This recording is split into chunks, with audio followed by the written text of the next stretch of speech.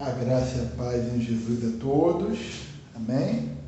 Estou gravando aqui de maneira bem simples, nossa terceira aula de Sociologia, ok? Estou dando aqui somente uma filmada aqui do quadro, os irmãos estarem aqui analisando, olhando.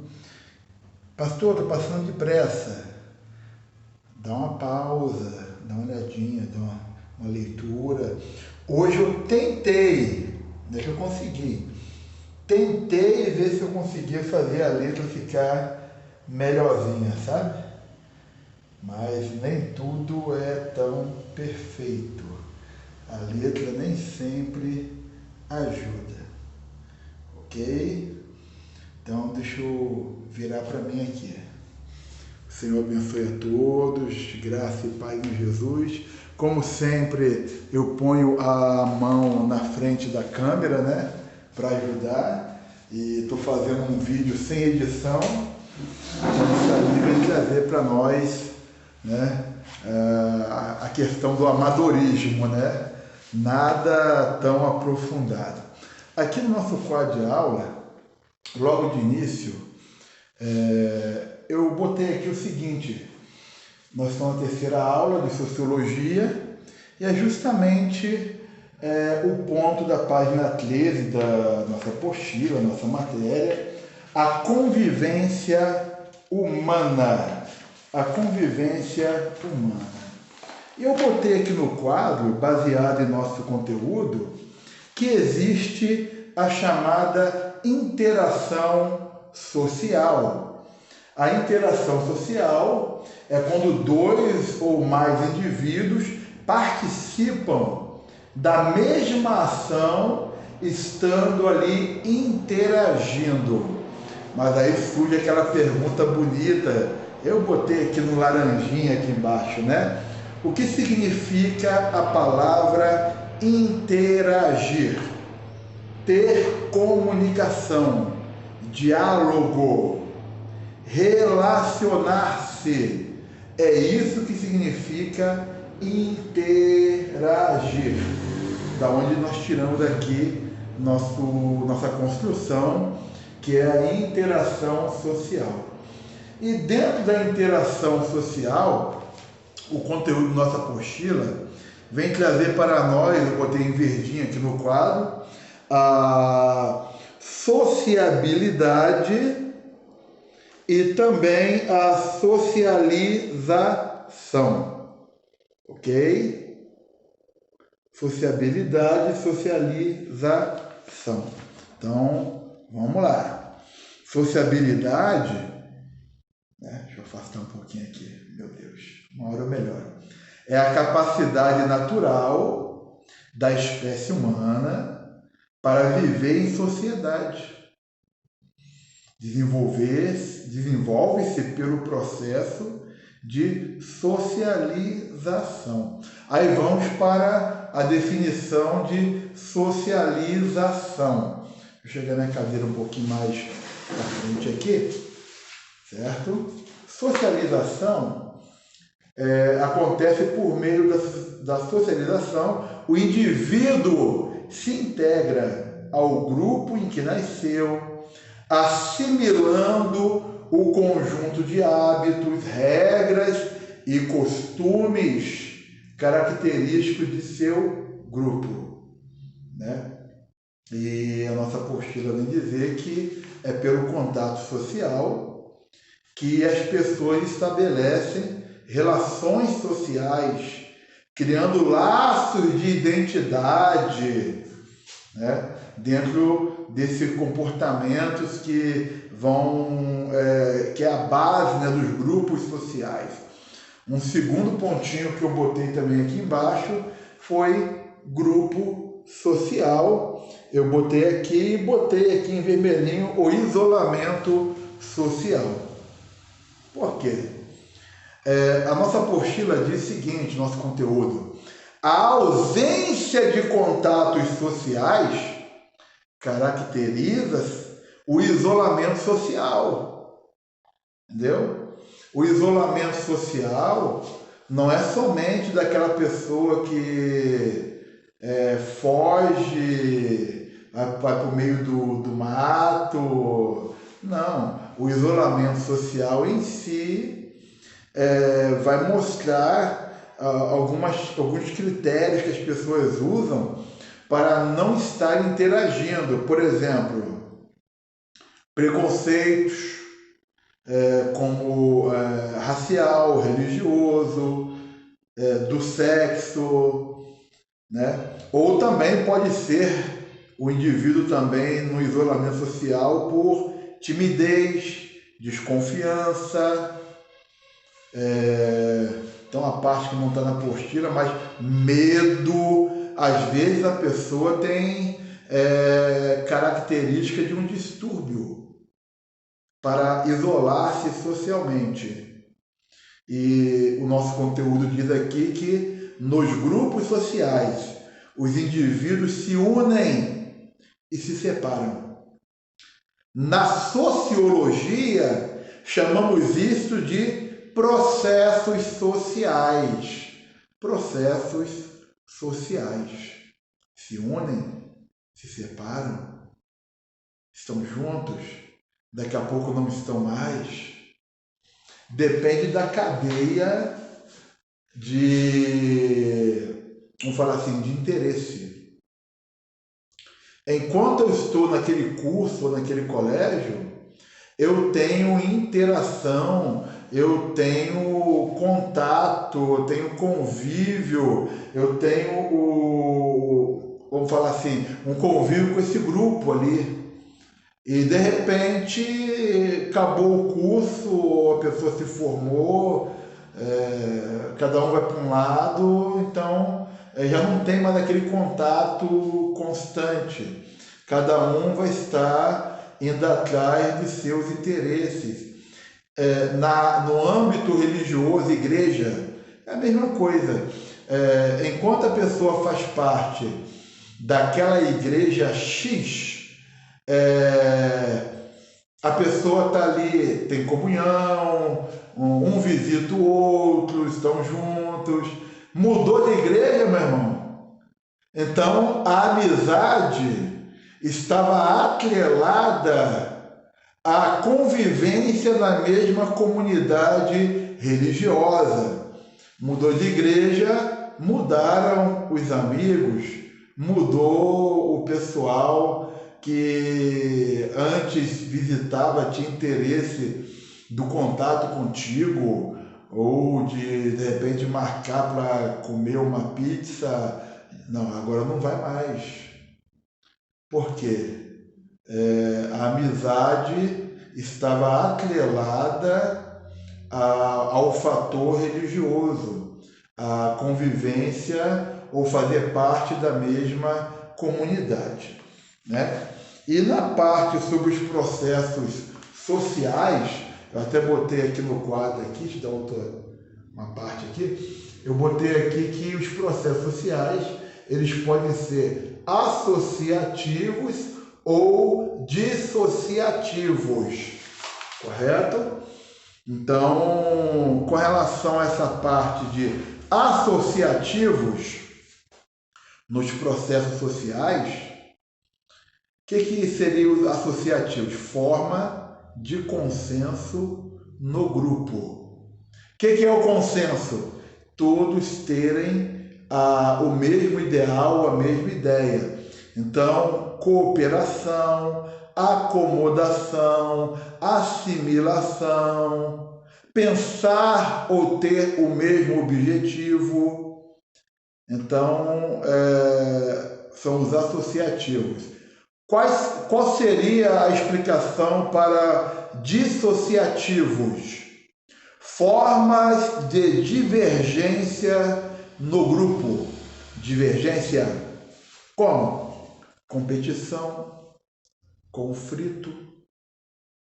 A pessoa não aceita, de repente, uma outra pessoa se destacar mais do que ela. Então vai haver um pensamento de conflito, de competição. Então nós teremos uma dissociação, né? Dentro desses processos sociais, certo? Bem, a nossa apostila também fala sobre o crescimento populacional, não vamos entrar neste âmbito, nem botei no quadro, porém nós temos aqui uma crítica à sociologia religiosa. A minha letra não saiu a melhor coisa do mundo, não, a verdade é essa. Mas crítica à sociologia religiosa. Vamos nós, né? E aqui fala o seguinte: apresentamos o contexto com exaustão de informações, visando a compreensão da sociologia da religião dentro do contexto brasileiro. Inclusive, um dos primeiros pontinhos que eu botei aqui foi sociologia da religião, certo? O que é a sociologia em si? É o estudo dos comportamentos sociais, da interação em si, entre as pessoas, no meio, com crenças, em si, sociedade. Agora, quando você fala de sociologia religiosa, você está falando mais dentro da área de crença, de fé. E aqui é uma crítica à sociologia religiosa, onde nós temos aqui pressuposições básicas. Quais são essas pressuposições básicas? Quais são as pressuposições básicas? Né? O nosso conteúdo, nossa apostila, vem falando aqui que são algumas questões interrogativas que existem. São linhas gerais. Quem somos? Em que tipo de universo estamos? E o que é importante ou não para nós? Ou o que pensamos ser importante para nós? Essas pressuposições básicas, a gente pode abrir mais vertentes. Existem muito mais vertentes nessa área. Se for pegar dentro da fé comum, o pessoal vai sempre perguntar assim: de onde viemos? Por que estamos aqui? Para onde vamos? E se vamos, vamos como? É isso? Isso aí são perguntas simples no consenso religioso, certo? Mas aqui, vemos aqui essas questões nas pressuposições básicas. É claro que o nosso conteúdo, ele se aprofunda, né? Se eu for gravar uma videoaula baseado em todo o conteúdo como tem que ser, esse vídeo aqui iria ficar longo, muito longo, certo? Inclusive diz aqui o nosso conteúdo que a forma como percebemos a realidade é fortemente influenciada por crenças. Algumas pessoas chamam essa forma como percebemos a realidade, né, na área teológica, chamamos de cosmovisão. O que é cosmovisão? Visão do mundo. Qual é a sua visão do mundo ou de mundo? Como é que você visualiza aquilo que está à sua volta? Como que funciona isso para você? Então, temos aqui que a forma como percebemos a realidade é fortemente influenciada por crenças. E essas crenças são adquiridas do meio. Que meio? O meio onde fomos criados ou convivemos. E isso na maioria das vezes, acontece de forma inconsciente. Simplesmente fazemos porque vimos que é assim que se faz.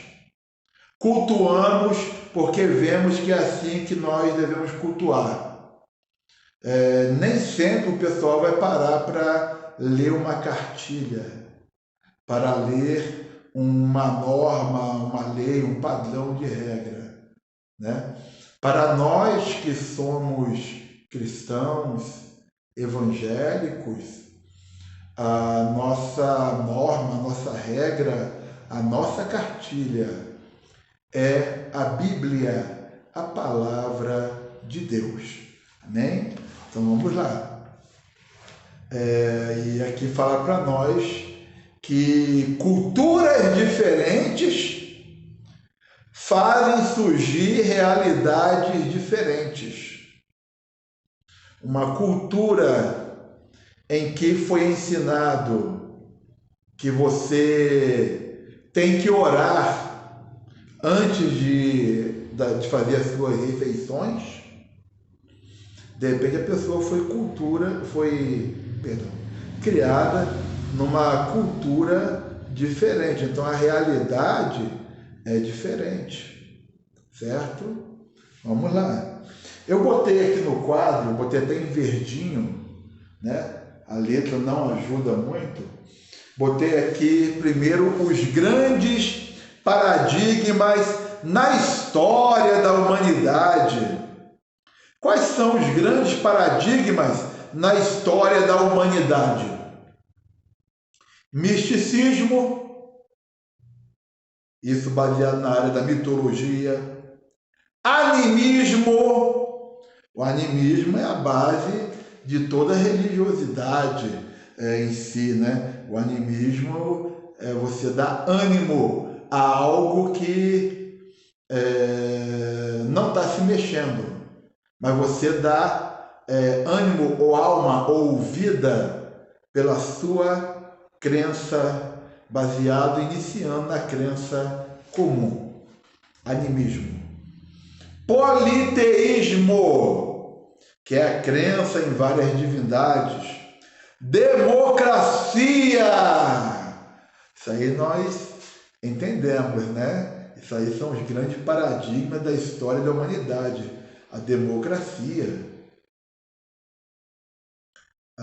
o monoteísmo, que agora é a crença em uma só divindade, um único Deus.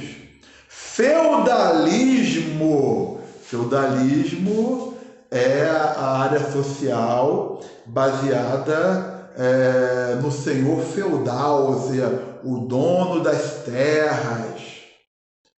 E quem não é do feudalismo? É o proletariado, ou seja, são os trabalhadores, eles são explorados. Estadismo, capitalismo, é o sistema de governo baseado na capital. O que é o capital? Dinheiro. Socialismo, modernidade, iluminismo e etc.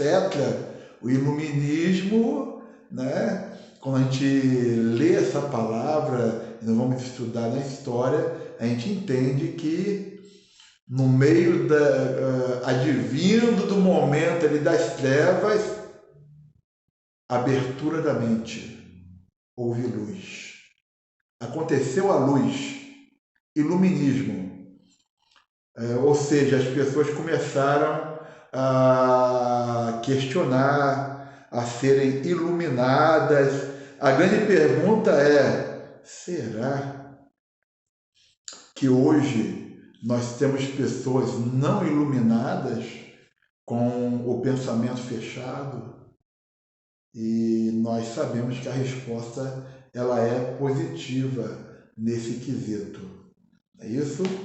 Bem, o outro ponto que eu botei aqui são os grandes paradigmas na história do cristianismo.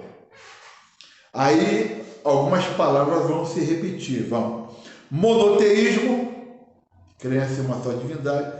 Dogmatismo, dogmas, ou seja, não é somente o que está escrito na Bíblia, é aquilo que os teólogos ou estudiosos escreveram também. Então, isso aqui são paradigmas, grandes paradigmas na história do cristianismo. Situações que resultam em divergências no âmbito social religioso. Trindade, a doutrina da trindade, a trindade divina. Isso aqui durante a história até hoje ocasiona divergências. Catolicismo! Gente, você pensa em catolicismo, e você vai estudar a história da igreja, você vê que a igreja católica na história ela rachou no meio, ou seja, ficamos tendo a igreja católica romana e tivemos também a igreja cristã ortodoxa grega, e assim vai, né? Então, foi a ruptura dentro do catolicismo do Ocidente com o Oriente, rompeu. Hoje, no ambiente católico, nós temos católicos ligados a Roma, nós temos católicos e comunidades cristãs católicas não ligadas a Roma. Nós temos, por exemplo, aquele ambiente da renovação carismática, que nem todos os estudiosos ou os representantes de Roma aceitam como algo legítimo. Entendeu? Vamos lá. Sacerdócio universal. Isso aqui aponta muito para a questão do Papa, né? Não, o Papa teve vários momentos na história da igreja em que está dividido. Tinha um Papa da igreja oriental e um Papa da igreja ocidental. Hoje nós temos o Francisco vivo e o Bento vivo, Bento XVI, que deixou de ser o Papa, mas se for pegar dentro da dogmática católica, uma vez Papa, sempre Papa. É um negócio assim, né? Vamos lá. Missionarismo é um outro ponto, né, dos grandes paradigmas da história do cristianismo. Dentro do missionarismo surgiu o ecumenismo.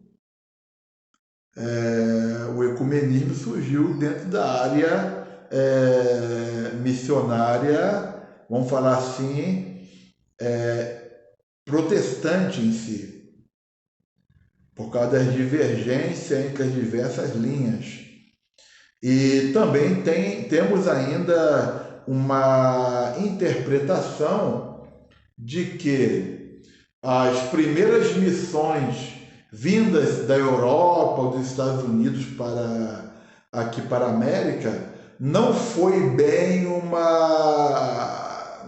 assim uma obra missionária, foi mais uma colonização. Por quê? Nós tivemos imposição de cultura. Imposição de cultura. Pensa nas igrejas históricas, mesmo as tradicionais, ou até mesmo, pensa, por exemplo, nos usos e costumes, um exemplo da Assembleia de Deus. Os fundadores, Gunnar Wing e Daniel Berg, eles eram suíços. Imagina, a base da Europa. Como que o pessoal se veste lá? Vamos botar, por exemplo, a mulher. Como que a mulher se veste lá? Por causa de que é um ambiente frio. Como é que é a cultura?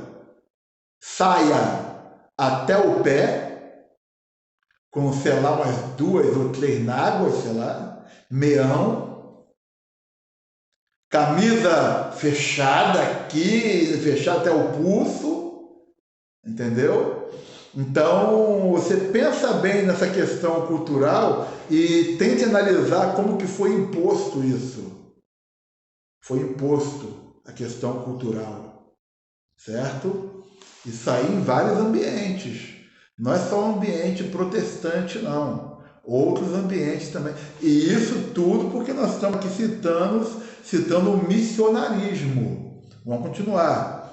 Um outro paradigma na história do cristianismo, o biblicismo, que tem a ver com o contexto da Bíblia, da palavra. Depois vocês procuram o significado de biblicismo, dá uma analisada, é interessantíssimo. Empirismo. Empirismo, em si diz respeito à pessoa aprender pela experiência, pelo convívio, por estar naquele ambiente, naquele local. Aí nós temos esse chamado empirismo. Pentecostalismo, inclusive já citei aqui, né? Dentro do contexto do pentecostalismo. O outro item seria aqui os neopentecostalismo. E hoje eu posso até mesmo afirmar que existe o pós-neopentecostalismo.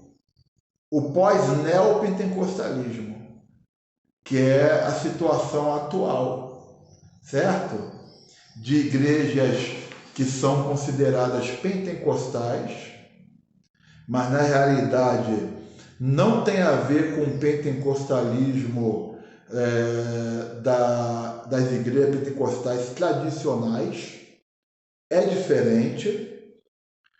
Por exemplo, a IURD Universal é considerada uma igreja pentecostal, mas lá não tem revelação, profecia, não existe a crença nesse contexto.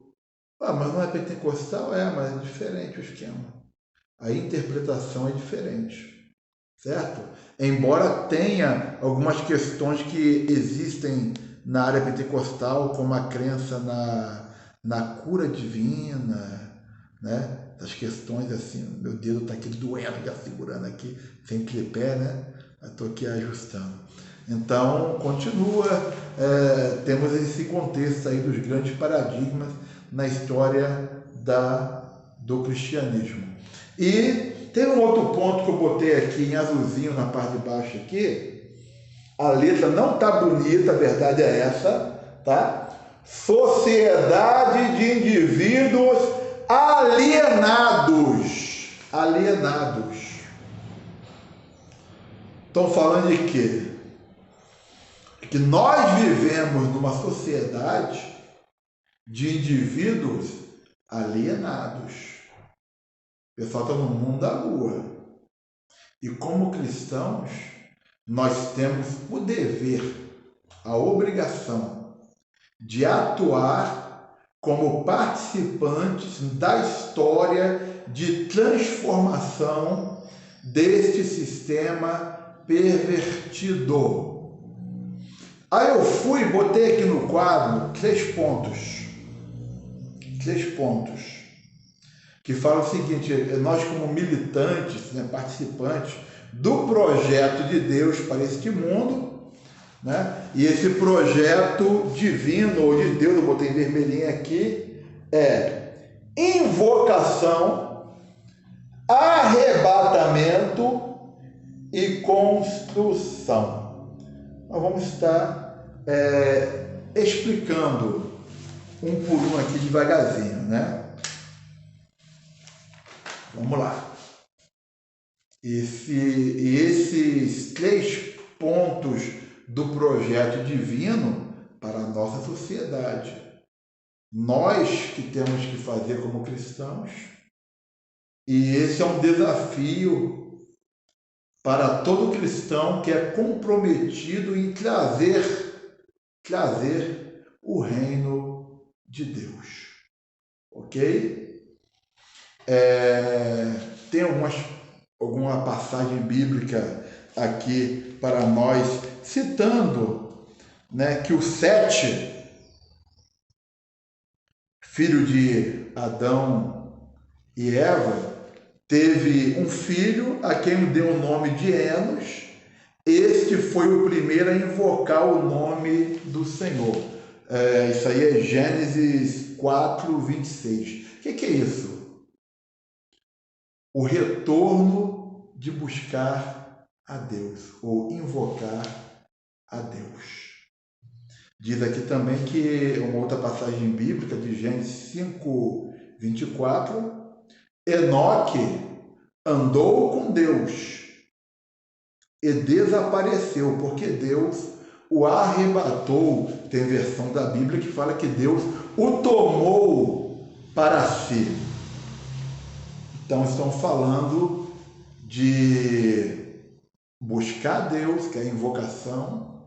Estamos falando de Deus, a pessoa se achegar ao Senhor ou ser tomada por Deus. Algumas pessoas somente interpretam essa questão de forma assim, bem espiritual, porém eu posso dizer aos irmãos que estamos indo também para outro contexto, certo? Vamos lá. Tem outra passagem bíblica, capítulo 6, 13 ao 14 de Gênesis. Então Deus disse a Noé: para mim chegou o fim de todos os homens, porque a terra está cheia de violência por causa deles. Vou destruí-los juntos com a terra. Faça para você uma arca de madeira. Então, agora nós estamos falando de construção.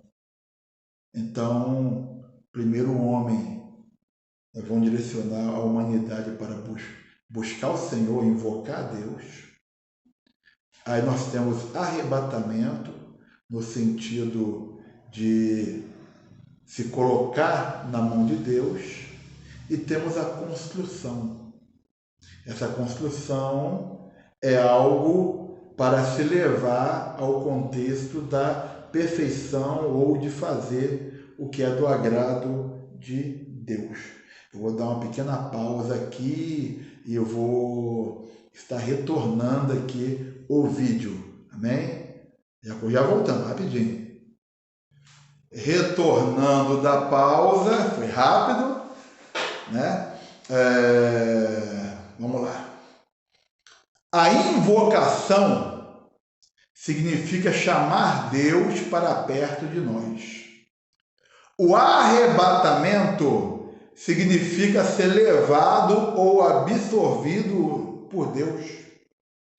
A construção significa trabalhar na contramão do caos social. O caos social estava vendo o quê? Era violência, homicídio, hostilidade, impunidade, rivalidade. Então vamos construir.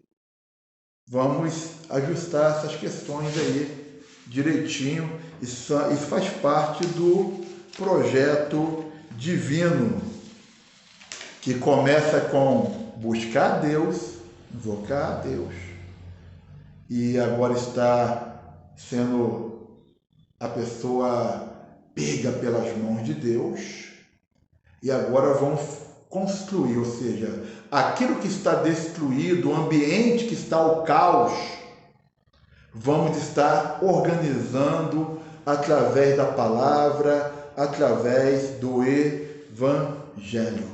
E um outro item que eu botei aqui no quadro são, a letrinha não está ajudando, né? Principais correntes religiosas brasileiras. Aí nós temos aqui o catolicismo, que é o primeiro que está ali, né? E temos muitos católicos nominais, certo? Se declaram católicos, mas é tudo nominal, é tudo, não tem um compromisso com a fé em si, né? Estão aqui falando sobre isso, baseado no... Desculpa aqui, tá? Estou mexendo na apostila. Baseado no censo, recenseamento e demográfico do IBGE de 2000, certo? É claro, teve já mais para frente outros censos, podemos ter informações com variação, né? Diz aqui também o segundo, que é o protestantismo. O protestantismo é o segundo maior segmento religioso do Brasil, entendeu? E eu digo uma coisa para vocês: censo é um negócio furado. Censo não é brincadeira não, rapaz, entendeu? Censo é um negócio furado. E nós vemos que o protestantismo nasceu ali, começou com Martinho Lutero, a Reforma Protestante, 1517, e assim vai. E hoje nós temos várias igrejas, vários segmentos, né? Tanto os, vamos falar assim, os tradicionais, a um contexto de imigração. Aqui cita aqui a Igreja Luterana, cita também uma igreja que é considerada dentro da área de heresiologia adventista, que o IBGE entende como sendo tudo evangélico ou protestante. IBGE. E também tivemos aqui batista, metodista, congregacional, presbiteriana, e assim vai. Aí chega também pentecostalismo, Assembleia de Deus, eles também falam da congregação cristã do Brasil, o Brasil para Cristo, Igreja do Evangelho Quadrangular, e temos uma ruptura na Igreja Batista, que vai falar aqui da Convenção Batista Nacional, que é separada da Convenção Batista Brasileira, assim como temos também a Convenção Presbiteriana Renovada, que surgiu a partir da Igreja Presbiteriana Independente, e também temos a Igreja Cristã Maranata, a Igreja Cristã Presbiteriana, surgiu da Igreja Presbiteriana do Brasil, né? Vieram de lá, né? Aí fala que na década de 70 surge o movimento neopentecostal, aí vai surgir o Universal, Igreja Renascer, Cristo Vive, e assim vai em diante. Temos também, dentro desses as principais correntes religiosas brasileiras, os chamados não religiosos. Espero que eu não tenha posto a mão na frente da câmera. Estou vendo meu dedo em cima na frente da câmera aqui. Os não religiosos, que no censo de 2000 era 7,4% da população, né? Naquele censo ali de IBGE. Mas até para não ser religioso, ou até mesmo para ser ateu, vamos falar assim, né? Não crer em Deus, a pessoa tem que ter uma fé legal para isso. Senão fica ruim, hein? Fica complicado. Um outro ponto aqui, o espiritismo. Quando a gente fala do espiritismo aqui, nós estamos indo para a linha do espiritismo kardecista, né? Kardecista. Chama-se de espiritismo brasileiro, é assim chamado. E nós temos nessa área do espiritismo, na nossa sociedade, correto? Toda uma, vamos falar assim, toda uma vertente que foi se abrindo. Tivemos a pessoa do Francisco Xavier, né? E assim vai. Temos também as religiões afro-brasileiras. Na área teológica, nós chamamos, eu querendo ajeitar o negócio e botando a mão aqui na frente, né? Só a graça de Deus. Nós chamamos as religiões afro-brasileiras de baixo espiritismo. Baixo espiritismo. Onde você vai ter aí o candomblé, você vai ter o Xangô, o Xambá, voduns, e assim vai. Tem uma variedade muito grande de disseminação, vamos falar assim, de espalhada nessas religiões afro-brasileiras. E por último, eu botei até no quadro aqui, para a gente estar vendo na apostila, a igreja não está pronta para as questões sociais. Como que a igreja não está pronta para as questões sociais? Não está pronta. Porque a igreja não consegue resolver as questões no meio dela. Ou seja, debaixo do mesmo teto, mentes pensantes. A pancada, meu irmão, a dificuldade de uma organização melhor para trabalhar com a sociedade tem sido algo assim bem desafiador, né? Diz a nossa apostila o seguinte: a igreja e sua religiosidade não está pronta para atender os desafios dessa sociedade. A razão desta afirmação é a má administração e gerenciamento em seu meio. Vocês já entenderam, né? Ou seja, a igreja tem uma guerra interna. Ela deveria estar cumprindo o projeto divino de invocação, invocar Deus, buscar Deus, de arrebatamento, que é quando a pessoa é chegada ao Senhor, e de construção, que seria estar fazendo uma construção do reino de Deus neste mundo.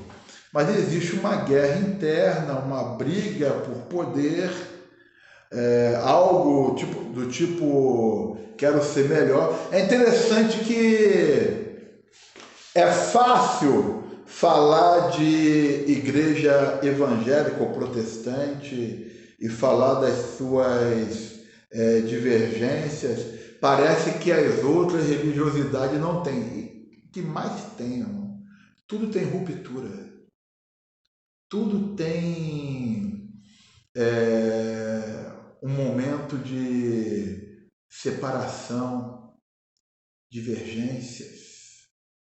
Nasce um outro elo, nasce uma outra vertente, tanto na área do catolicismo, como assim o protestantismo, dos não religiosos também tem uma variação, do espiritismo kardecista, das religiões afro-brasileiras, e assim vai, entendeu?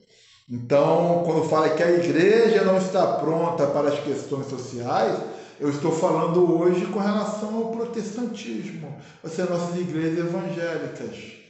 Elas estão tentando sobreviver em seus ambientes, debaixo dos seus tetos, das suas luzes, das suas convenções, das suas cartilhas, né, de suas lideranças, né? E quem sabe uma hora melhora, né? Então essa aqui é a nossa terceira aula de Sociologia. Estou parando por aqui. Desculpe em algum momento ter posto a mão aqui na frente da câmera, né? O Senhor abençoe a todos. Estamos aqui, amém? Sempre no contato, trazendo novidade. Se você não é inscrito no canal, se inscreva, amém? E o Senhor abençoe a todos. A paz do Senhor Jesus a todos. Amém. Graças a Deus. Que maravilha.